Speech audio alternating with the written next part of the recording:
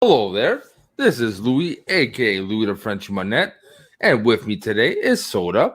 You're Hey, watching, you're watching Schmoedown Night in Canada, and we got two matches we're going to talk about today. First match is going to be Liz Shannon Miller versus Chance, and Perry Nemiroff versus Riley. All right, let's go right into it. Liz versus Chance. The usual. Right before the match, what was your gut saying?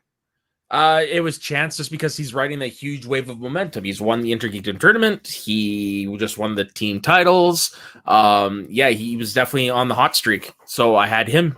I had him going into the match, as I'm sure everyone did. Not me. I knew it was going to be a hard match, but Liz is underrated. She needed a manager. She needed to be, helped in certain ways, but she had so much potential from the get-go. Just something never really started and continued with her. I think this year might be it. And I had a feeling she had a better chance than most people thought she would against Chance. Nothing, taking nothing away from Chance. He is on a run. He is, doing a lot. But that's the thing I found when against him in my gut feeling. He is spread a bit too thin. Personally, he is concentrating on all things and being someone who's studying multiple leagues and dedicating their time in a lot of things. After a while, one league starts watering down, right? And he did so well in Intergeekdom that, in my mind, there's a chance he got watered down in singles. He didn't do a bad match, but I think that's pretty much what happened. Yeah, it was the usual Chance match that we always seem to find in this tournament. He's doing really well up until the last round, and then now it's pretty much well documented at this point that Liz Shannon Miller is fairly more confident when she's playing from home. Now that she's got a few wins, she's going forward in the tournament. Do you think that when the time comes to re-enter the studio that she'll be able to use that and play the same, or you think it'll be or do you think it's just environment for her? Environment does play a factor, but here's what else plays a factor. The manager, Mr. Swag himself. Yeah. Winston really, really does well with his players. And I think it was, yes, it's a question of circumstance and your surroundings, but you still have to take that away. You have the perfect manager for her. And that is a difference. He can prepare her for, a different circumstance and surroundings. And he can really give her the mindset and the tools she needs to be as killer at home than the studio. That being said, the studio is, the way I see it, man, I don't even know if we're going to have studio next year the way things are going in the U.S. Because I hear in Canada, second wave is coming soon. We're seeing in Europe, so we're getting probably a second wave soon. The U.S. is not even out of the first wave, so there's a chance that from now and maybe next season it's still being at home. It's definitely going to play the right advantage. Okay, that's kind of that was a feeling I had too, for sure. And okay, well, I have to say it. Okay, I really do have to say it. Swag is the antivirus, and they took out the corruption in the Schmoedown. Like it's well documented. I am not the biggest corruption fan. Dan, I don't care. Dan's our shill for corruption. If you could, I think you probably have a corruption tattoo. But I'm not feeling them. I've never really felt them. I like KO. I respect Chance, but they never really did it for me, and now I'm happy, but I'm happy that Swag is getting momentum that they deserve as well. I really think that Swag at the end of the year is gonna win, because for the matches that no one gave a shot, the aces, the Liz, they're accumulating points every time, and they're racking up points that no one gave them. So Swag all the way from me, and it sucks for corruption, but they're not gonna, sadly, losing their players this fast in the singles tournament. They have a lot to pedal back up in the teams tournament. Yeah, and I'm with you. I would like to see Swag win the whole kid and caboodle because they deserve it, and I respect corruption. I'm not like you. I actually do enjoy corruption. I'm kind of in between where Dan is and where you are. I fall more in the middle. Hmm. Though this whole added dimension of seeing the managers definitely is giving me a lot more respect for Shannon and for what she does for her players. But with that said, yeah, it's nice to see Swag just keep on winning. They are the future. I mean, like the Finstock Exchange was basically the past. Swag is the future, and I want to see where they go. And Winston Marshall, president for 2020, 2024.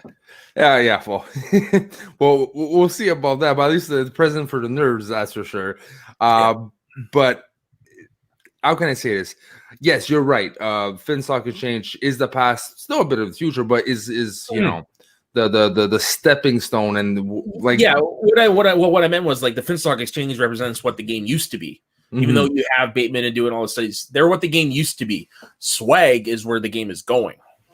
Yeah, no, for sure. And sadly, corruption has always been in the middle, right? They always been good. They're like championships, but never was able to hold on that long and make that much of an impact for every time they got the championships. And always existing, but never really made that much of a wave, or in my opinion, that much wave compared to what certain factions are doing even this season. So look, they're not doing bad. They're not last anymore. Like, thank God for that, right? Because by getting KO and Chance and other players they're having, you would expect them not to suck. Which they're not. That ID tournament for them was a godsend. Yeah, it's a saving grace. Yeah. Now, in that case, though, corruption needs to find a different type of strategy for next year's draft, or like signing their agents, right? Because now remember, they still have Adam Collins. They do have Adam Collins, and to be honest, I think it's the only one I'm rooting for the whole corruption. Okay, but the thing is Adam Collins signable, right? They got their KOs, they got their chance.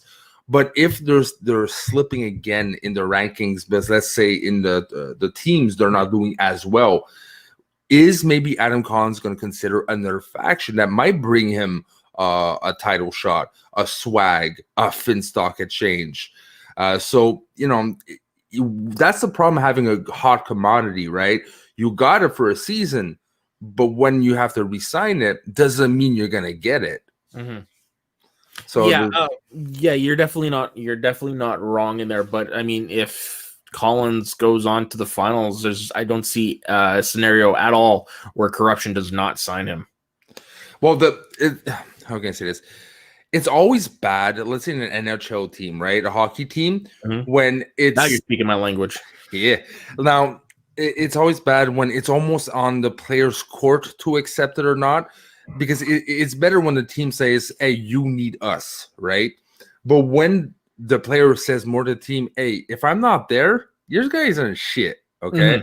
It's not a good position for the GM to be, because then he really has to sacrifice some stuff to really make sure, hey, this is the only player that really, not really performed, but that has at least chances in no puns intended to actually rack up points that's not an IG and is solid really in singles, and maybe eventually we'll see for teams. But it's not a good position to be in for corruption. Flip side, if I were Swag, I'm loving the season, but how the hell do you wrap your brain on who do you sign when everyone's performing? Well, obviously you're gonna go with your top three dogs. Like, you're gonna go with Ace, and you're gonna go with Lon, and you're gonna go with Oyama. Like, that's a no-brainer. But and again, what about Shandru? What about Shannon Miller? She's showing what she's able to do.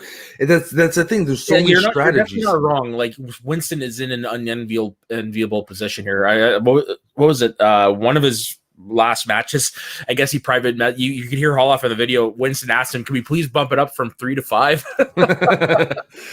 But yes, it's a beautiful problem to have, yeah. though. It's a really beautiful problem, but it's going to be interesting to see how the teams evolve, because this is where you really see who you keep or who you don't, right? Because you saw how your Star Wars, your IG players are. You saw, who your singles players are, but the rap, like the connective tissue is who can you really fit together, right? Yeah. Because if they're good in singles. Okay, so I've got a what if scenario for you. All right. Well, we've got the IG champion and Chandru already there. Yeah. Say Ace wins the Star Wars champion. For your third spot, you had to choose between Oyama and Lon. Who would you choose? Here's my crazy thing. Neither. I take Ace. I would take Ace and Chandru. Yeah, but you have to have I know, but I'm just saying hypothetical. If you were your ones, if you had to choose between Lon and Paul, which of those two? Lon. Because I find Paul Yama is good, but I don't think he would mesh with everyone. I see, especially for taking for teams as it is, I see Lon much more plug and play than Paul Yama. Yeah, and then okay, that's fair enough. And here's the beauty of it. Like, there's a really good shot. A lot of these players that they don't sign will still be available. So they'll still be able to have most of their team, more than likely. Yeah, but again, that's the thing with corruption, or say like burning Droogs, if they still exist, or whatever iteration they become into, they need players. So they'll grab one, they'll grab another one, and other factions could go in, right? Especially your players are like, essentially almost all your players are like round 1, 2, and 3, 4 players. You don't have round 8ers. You might have drafted them in round 8, but their value now has skyrocketed so high that they became 1 to 4 rounders. So yeah, if you're lucky or you're making trades to make sure you're taking away that advantage, they're gonna go pretty early. Now, if I'm going to make a hockey analogy, I'm going to compare Swag to the inaugural season of the Vegas Golden Knights. Nobody had them going anywhere, and then lo and behold, Vegas was 2 wins away from winning the Stanley Cup in their first year. Exactly, and no team has ever done that in any sport, ever, right? Yeah, and then it sucks. I was rooting for them to win the Stanley Cup this year, but again, they almost made to the finals and close but no cigar. See, I'm rooting for Dallas because I have. I don't know. The reason I'm doing this is because their head coach, I kind of have a personal, not personal, but I mean, he used to be an assistant coach of the Vancouver Canucks, so it's kind of like one of my guys going, right. All right, so, in that case, a reason even more for them not to win. All right. Hey, don't say. But no, yeah, I don't know if they won or not. I'm for Islanders. I don't know if they got eliminated.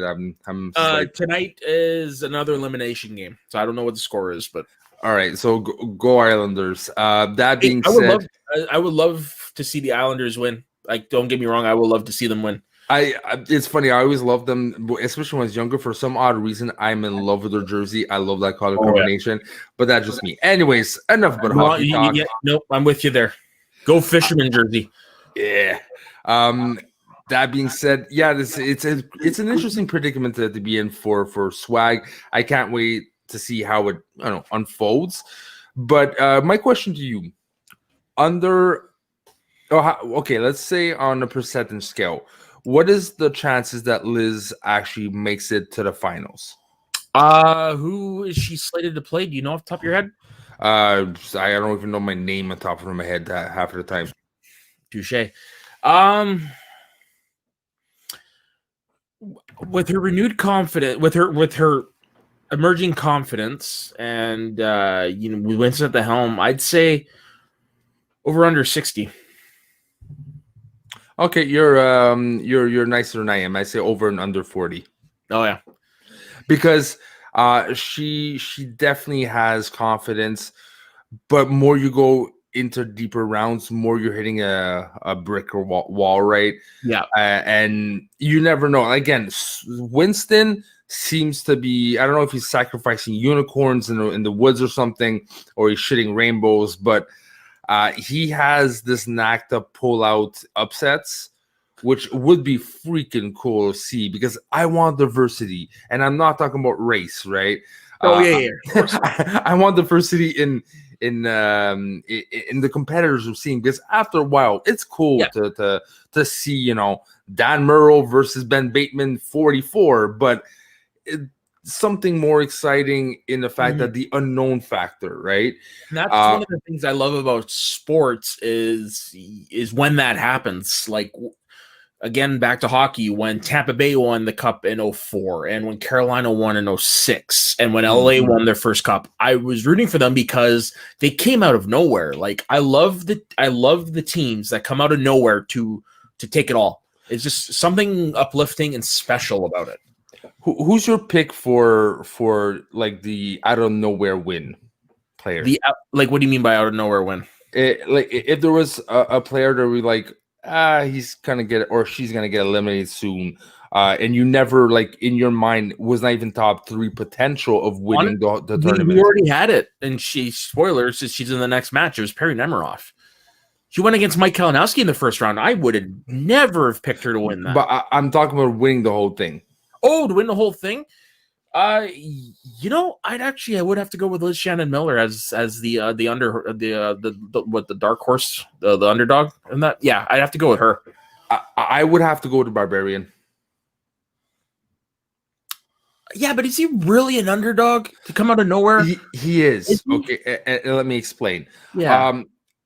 Especially in the community's eyes, as much as he's making an impact and he's good, he is not favored to win. You look at the recent polls that the Christian Harloff sent out. Chance was like almost number 1, right? Everyone was putting on money on Chance. The Barbarian was like middle pack, low pack, and as much as he's doing good, you don't hear that often as like, he's definitely in the tops. He's definitely, for me, a lot of people think he's going to do good, but he's almost like the Robert Parker of the singles, right? That there's so much expectancy, but we're only waiting for him to fail. It's like, it's a question of time that when is he going to be eliminated? I really think that it's not a question of when he's going to be eliminated. It's more of a question of when is he going to up his game even more. I think it's going to happen personally. I don't know when. I really hope it's this season.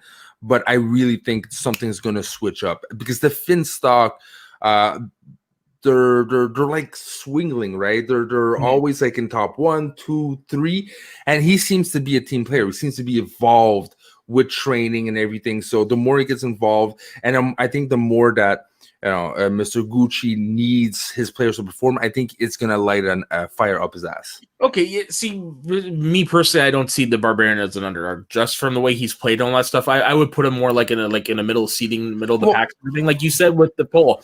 I just feel like Liz Shannon Miller is someone that nobody was thinking of, as opposed to Barbarians. There were probably people thinking of. Okay, but he's still an underdog. Example, he's still an underdog for sure, but he's not as much of an underdog as some of the others that were in this. Yeah, but if the word underdog is in the phrase, he's still an underdog.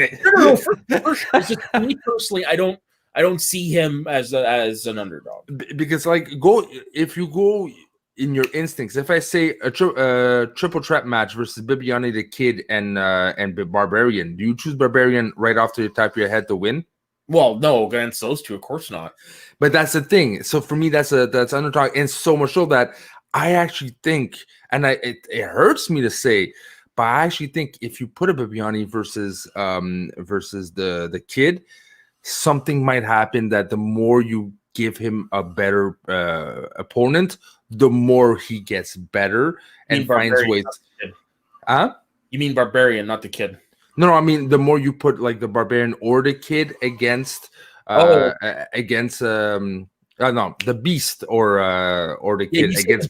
You said Bibiani and the Kid. I'm like, we're talking about Barbarian. It's 10:34. I had to almost fire someone. It's been a long day. Yeah. Again, I can't remember my name half the time. So, but I meant the Beast or the Kid versus Barbarian. The more you put top players in front of him, I have a feeling the more he's gonna, grow up. That being said, let's go to the next match. Unless there's something you want to wrap up with Liz versus Chance. No, honestly, I'm happy. I love how it almost was like kismet to have her 5-pointer be Tank. Right? Like, what are the odds? And I love. You know what? I do have something to wrap up. Maybe talking about like the evolution of Liz. She, like I said, she's this seem more confident and comfortable, but she also seems to have this quickness a lot of people don't have, right? Before she was timid, she seemed to always, like, not always, but sort of doubt herself. Now it's like boom, boom, boom. It's, you can see it evolving into someone like a next Ethan Irwin almost, right? Yeah, I was just thinking that because her wit kind of reminds me of Ethan Irwin's. It's like it's very. Would dry be the word? Yeah. Yeah, dry and just a good person that is not there to waste your time or be wasted their time, right? And how killer would that be? Ethan Irwin teamed up with Liz Shannon Miller. Woo-hoo! Yeah, the person that Ethan Irwin said was better than him. Yeah, and that's saying something. Yeah. Maybe another point to talk about is Shandru's in shit. Chandru is in shit. What do you mean? Chance, man, the way he he's hungry. He's clobbering going after Rocky. Oh yeah, he is, because Chandru's been stirring up shit, and I love it. I absolutely enjoy it. Yeah, for me, Team Chandru all the way. But I have to say, him almost crying. It felt like he was about to cry. Yeah.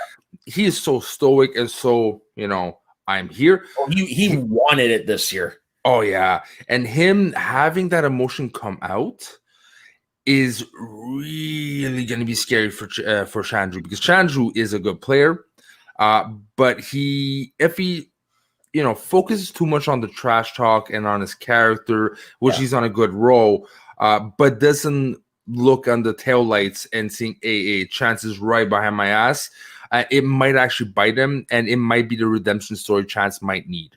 For sure. Did that post match put you a little bit more in Chance's corner than you would have thought before going into that match? Oh, hell no. Okay. No. It definitely made me want to see him win against nothing against Chandru, but it's just like, okay, I see the passion, I see the fire in your eyes, I see the eye of the tiger.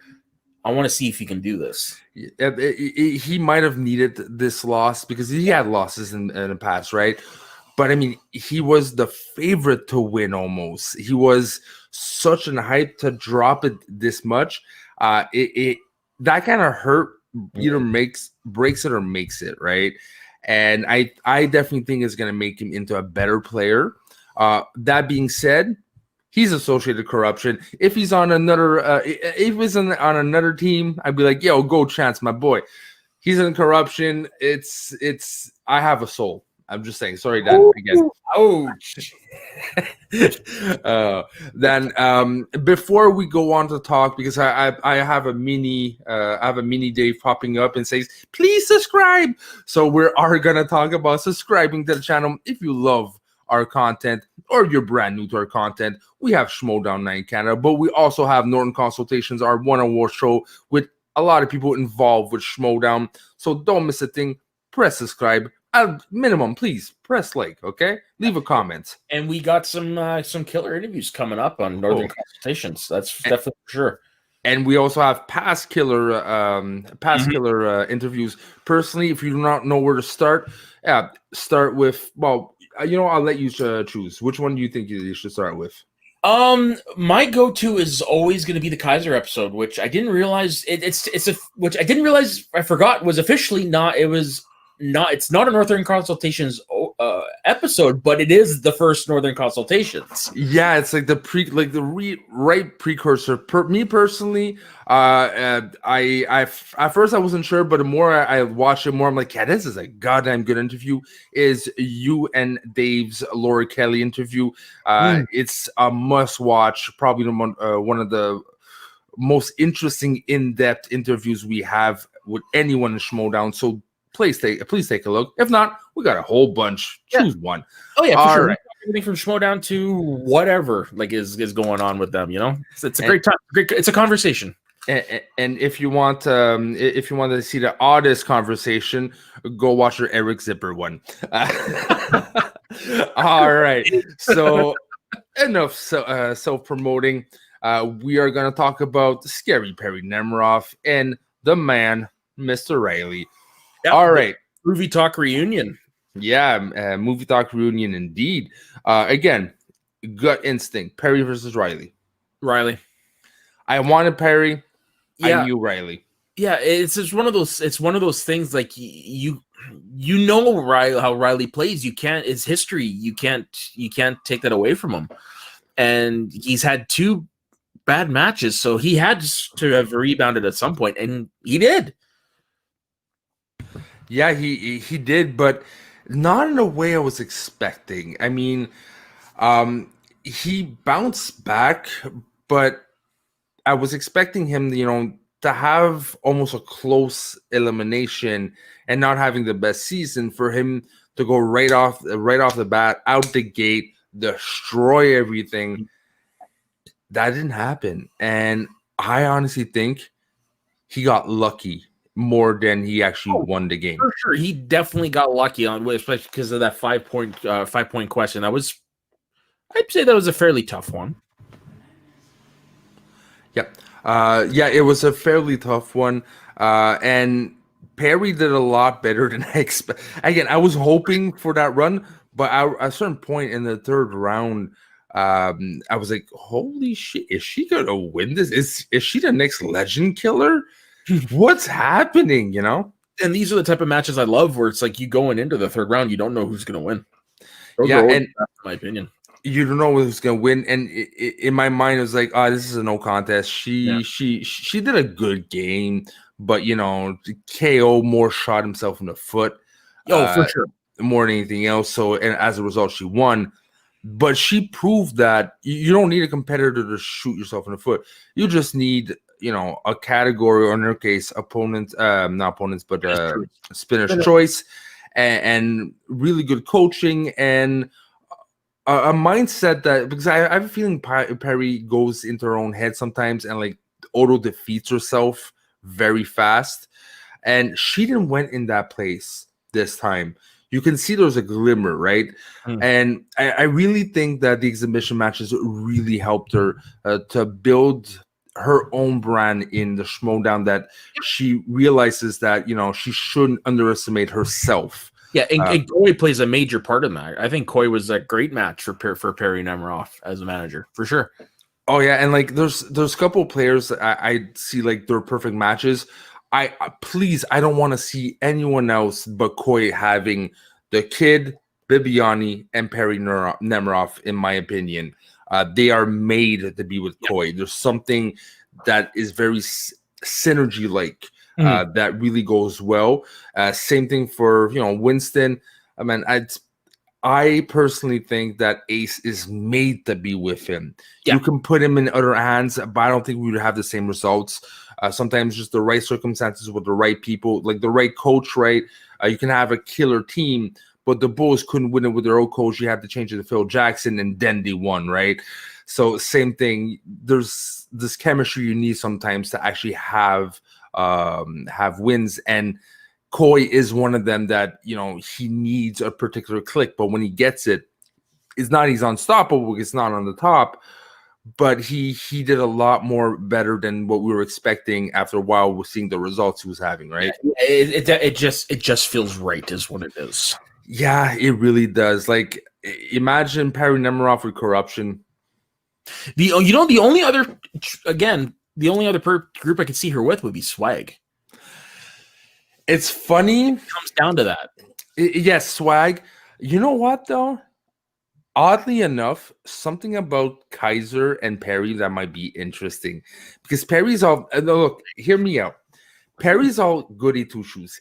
Kaiser's, he can be good with goody two shoes because he is a mic. He is a voice, right?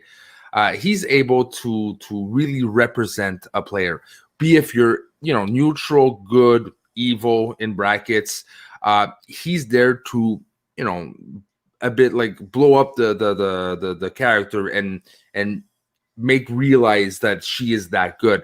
Yeah, It's like something, huh? like he did with Zipper. Exactly. Zipper's not a he's not a villain, right? But something about Kaiser on his back helping him really helps his persona. I think Perry Nemiroff might work with that. Else than that, obvious swag, because it's all like both of them are good teams in the good side of the baby face side. Sam. Huh? I think Sam and Perry would work together. Yeah, but just Sam is not doing good in general. No, for sure. But I mean, who knows? Like next year, he could find the one, right? I honestly think there is no next year for Sam. I think it might be Cushing. You think so? Yeah. You think her joining backstage was her getting her foot back in the door? Yeah, I was thinking the same thing too. I wasn't thinking of as a manager, but I was definitely thinking it's her way back in. Yeah, no, sorry about that. But it's. I think she is gonna go back into the game. No, I don't think she's gonna compete again. I don't. No. What I mean by going back into the game, after a while, you're done. Your time is up. Your time is up. Yeah. Even though it's self-done. But going back in the game does not mean she's going to play. It just means she'll be a lot more involved than being in the background shadows of Sam's team, right? Because she's officially background channels. Officially. But I if I was her and I would be seeing the results of that team, it would eat me up. It would eat me up because I'm that much of a champion, that much of a competitor. And I'm sure that seeing results that are not positive really probably eats her up and may want to light a fire up her ass to say, hey, I'm taking over. I'm doing something. This has to move a certain way because I have a feeling she might be the man with the plan, if for lack of better words, right? Okay. Yeah, no, yeah, that is a make you think if Sam is. I can't see Sam walking away. I honestly can't. No, but I think we might see a Den situation, Sam and Cushing. Yeah, that would probably that is the best way to go in my opinion. Yeah, because as much as not working that well for the Den right now, I like the dynamic. I like the duo thing, because you can really attack it in different ways. And, what other person to have as a co-manager as, Rachel Cushing is freaking the Crusher, man. Yeah, no, that's the power couple of the Schmoedown would be, I think they would, if that were to happen, if Rachel were to join Sam as a manager, I think we'll see a quite different result next year. Yeah, I hope so. Anyways, yeah. Going back to Riley, one thing was going through my mind, and I was thinking myself, oof, if Riley was going to lose, right? And what happened with Bateman last time? It might have been the Finstock exchange, the crash of the Finstock exchange. Riley needed to win. Oh, for sure. To keep a bit of the glue. Because I don't think the whole Bateman thing was fake. And if I'm not mistaken, You don't think it's kayfabe? I'm 100% on the boat that it's kayfabe. No. There's kayfabe, and you can kind of sometimes see kayfabe. When he lost, his cam was shut off. Mm-hmm. His mic was muted. And then he came back in, and you can see. Oh, no. Okay, I think we're on two different things. I think the whole plan of Bateman doing that was kayfabe. I think that was planned from the get-go. Because Harloff always has more than one scenario. Oh no, for sure. Yeah, that part is one. I'm with you. The emotion and the frustration is 100% real. It's the scenario that is taking place, and that was kayfabe. But the emotion was not. That was a shoot. I don't think so. I really don't think so because there's moments that are real. Like we're all human. It's the accumulative factor. There might have been a discussion, right? I'm not saying it's 100%. I don't think it's 100% Harloff saying to him, "You do this, you do that." I think again, What the fuck do I know? But I think Harloff more went to Bateman and says, if you lose, how do you feel? Yeah. If you lose, do you want to get out of the exchange? Well, that's exactly what had to happen. And for me, that's not kayfabe. That's Harloff. If it was kayfabe, Harloff would be, you lose, you're gonna say this, this, and this.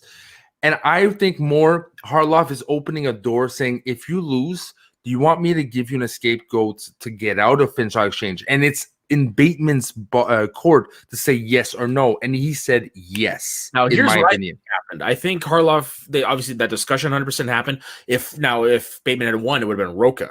That's what would have happened. If it would have been Roca who did the split. But it's more interesting with Bateman because he's been with Gucci the longest. But what I think happened, Harloff said to him, okay, so if you lose, I want you to start planting the seed of a breakup. And then that was his only instruction, and everything else was Bateman. You see, and that's why I differ, because I don't think it was Harloff's choice.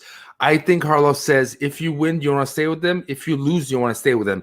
The final decision, I think Bateman had it, because I have a feeling Bateman's been tired of everything for a little while. And Harloff, as much as he makes decisions and everything, there's certain players sometimes you go more with what they want. Yeah. And if it is a Bateman decision, for me, it's not kayfabe. It's just making sure you're giving your players what the fuck they want. And it's different for me. It's absolutely different. Okay. I'm looking at this as a promoter standpoint. Yeah, we're looking at it two totally different things. I'm looking at it as a wrestling angle promoter standpoint. And I'm seeing it as giving your player a breaking your contract clause, right? As like, you were signed for 3 years, but you don't seem to be performing because you don't seem to be happy anymore. If we don't win, if we don't go to playoffs, do you want to break the contract and stay only for a year and go to somewhere else? For me, that's not kayfabing it. For me, that's just opening the door for an exit, for make sure that Ben Bateman doesn't get burnt in the game. Yeah, because you need to Ben Bateman. I personally think like they're Gucci and Bateman are still good. That Gucci maybe. He said something, and if it was kayfabe, I haven't watched backstage or anything like that, so I don't know. But I'm talking about during the match. There's one thing that I don't think he would say if it was kayfabe. He said like Riley hasn't texted me at all. Riley didn't care. Oh, that's bullshit. That's kayfabe. You know that. I don't know, bro. That is kayfabe. That is 100% kayfabe, because you need a reason. When you're doing a heel turn, you need a reason. It doesn't have to be a real reason, because this is all acting. All right. Hey, look, again, it's agree to disagree. Yeah, sure, disagree, because we're looking at it at two different things. But I do want to add one more thing. We are getting a Bateman heel turn. That is undeniable. I am stating this now. I want him to change his nickname from the boss to the game Ben Bateman. The game. Because I am the game, and I am that damn good. He's the Triple H of the Schmoedown. No, he is, and that's why I think it's time for him to change, because it's after a while. I agree. It maybe needs to change. He definitely needs to go back to heel, because you have the perfect rivalry of Murrow versus Bateman. But if they're always on the same team and Gucci's always about to have a nervous breakdown, you as much as it's fun at first, I think the nervousness and the little hair left of what Gucci has, he wanted to tear out, wasn't kayfabe. It showed that he was put in an impossible position. Yeah, I'm with you on that. And I don't know. I'm happy he's going, because I honestly don't think the face version of Bateman worked. I think it did. You do? Yeah, he's not full face, right? Yeah. He is not full heel. Now he can't go back to full heel. I personally think that you make him your top player in one of the hell, go Burning Droogs, okay? Go Dungeon.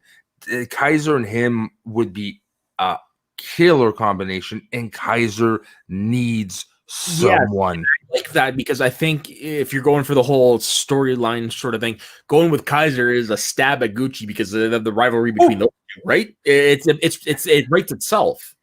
Yeah, I know for sure. Yeah. That being said, this pretty much concludes. Sure. There's some people to me that are better. They're more suited for a certain personality, like a Kush. Rachel's better suited for face. Bateman's better suited for heel. So I think this is the right way to go for him. Yeah, no, for sure. That being said, like I was say, that pretty much concludes our episode of Schmoedown Night in Canada. Hey, like we said before, if you're not subscribed, subscribe. If you don't have your notifications on, hey, it's one click. Don't miss a thing. And at a minimum, don't be lazy. Click that like. Write on your comments. And by the way, if you weren't aware, now you are. We have an audio version of our channel. It is the Frenchie Talks About and the Frenchie Watches right now. It is our audio version to do with like life, movies, anything to do but Schmoedown, but it's very interesting. And go take a look at that. And by the way, Soda, apparently you've been busy with your own channel. What have you been doing, sir? So I've also got another channel called the Media. Well, I'm part of this group called the Media Sweaties Network, where we push a lot of the content creators and stuff. But a few of us have decided to launch a show called Get Sweaty, where for the first hour we just talk about a few of the movie news that happened in the week, a little bit about what happened in sports in the week, and then the last hour we each come with a top 5 list and we break it down. So far, we've done top 5 movies, top 5 TV shows, top 5 albums, top 5 TV characters. Coming up, we've got top 5 trilogies. That is on the next episode, so be sure to check that out. I have a question for you. If it's a Sweaty Media, do you provide the deodorant as well, or? This is not 4D. This is not 4D, so there is no smell-o-vision. All right. So again, thank you very much for tuning in. Till next time, bonsoir. Salut.